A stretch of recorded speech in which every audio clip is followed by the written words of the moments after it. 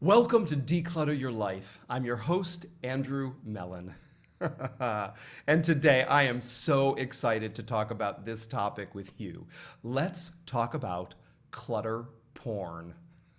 And just like every other form of porn, clutter porn is completely addictive.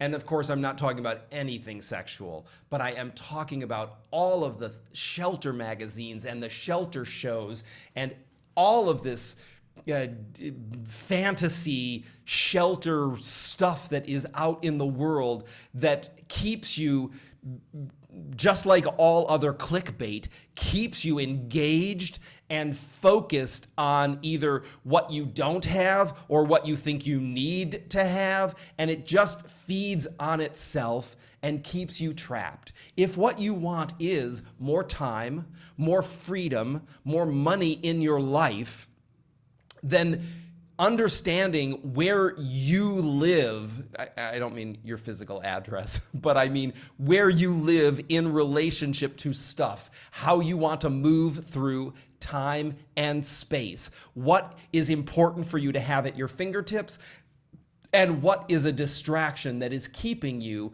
from doing the things, having the experiences, engaging in the relationships that feed your spirit. What's preventing you from doing it? Where is clutter? Where are objects?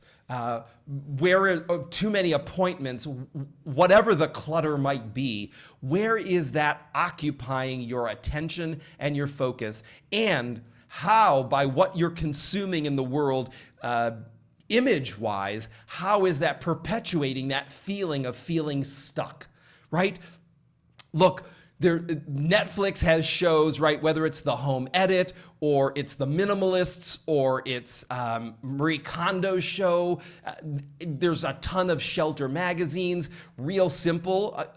I've been in and on HGTV. I've been in Real Simple. I've been in all kinds of shelter magazines. I understand that they are at once, they are both offering a solution to a problem and in some ways enticing you and seducing you into becoming dependent on them as a source of stimulation and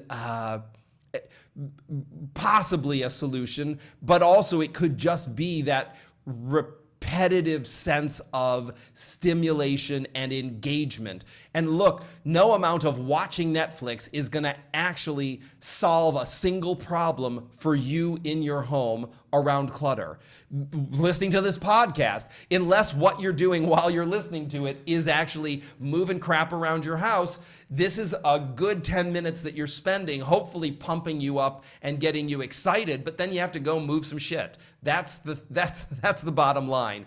Otherwise, you're dissipating that energy and you're just looking for that dopamine hit that comes from looking at how other people live and what they're doing in their pantries or their closets, fantasizing about your own pantry or your own closet, but never moving forward to manifest your own closet or your own pantry. So that's where we want to shift your focus, right? Is recognizing that any form of clickbait is designed to keep you trapped in that feedback loop so that you want more of it and you want more of it. It's how all of those online social media algorithms are built. This is my earnest invitation to you to examine that for yourself. Right? If you need inspiration, if you need information, the internet is full of it. You'll find what you're looking for, whether it's in the form of this podcast, it's on my YouTube channel, it's any of the articles that I've written or been featured in, or other professional organizers as well, as long as they're giving you good, useful, accurate information and not trying to hook you into buying something or consuming something that you don't need in the hopes of creating greater revenue for them and holding you hostage. If you don't know me, you might not believe me, but if you do know me, you know that this is true. I am not looking for hostages. I am looking to set you free.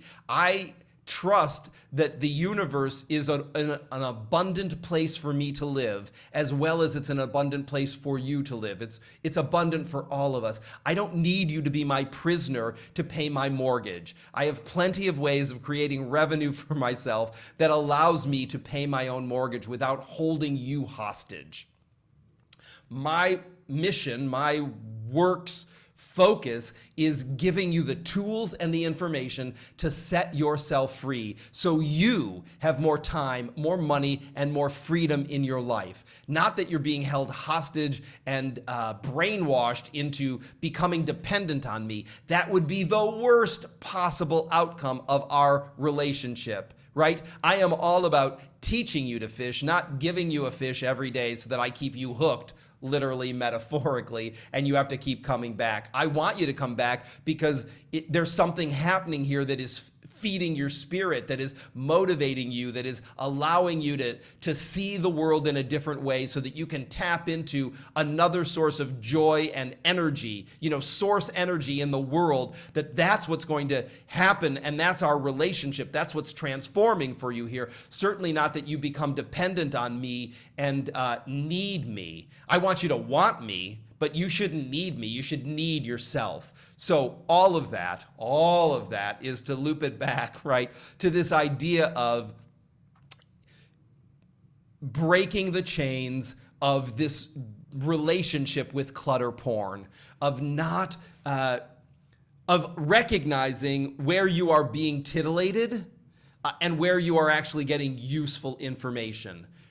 Look, I'm all for titillation and stimulation and, engagement when it serves you. But if it's unconscious, if you are being manipulated in some way, we need you to pierce that veil so that you are in the driver's seat. You are making the choice, right? I mean, you can't be taken for a ride. You need to be in the driver's seat. So that's the last kind of metaphor thing that we'll spin here. But that's what's going to dismantle the hold that clutter porn has on you. If it's your choice, go for it. If you are unconsciously being manipulated by the creator of the clutter porn, that needs to be dismantled and examined. So that's what I want you to take away from this episode is we need to get you awake and back into the driver's seat so that if you are flipping through magazines, if you are watching television shows, if you are on YouTube searching through videos, that it's in the pursuit of something that is in alignment with your values, not just killing time. It fascinates me. I mean, the irony of people living in the story of I don't have enough time, but then they apparently have enough of it to murder it, right? I'm killing time. That expression, I mean, it freaks me out and it amuses me when people throw it around without really even examining what's coming out of their mouth, right? You don't have enough of it. It's a precious resource. You can't make time. You can make money, but you can't make time. So why would you ever kill it? You need it. It's basically your lifeblood. Being alive on the planet is a finite experience. You need every minute that's available to you on the planet. You don't have a moment of it to waste or certainly not kill. So that's enough out of me for today. It's always a pleasure being with you. Thanks for tuning in to this episode of Declutter Your Life. I look forward to being with you again real soon.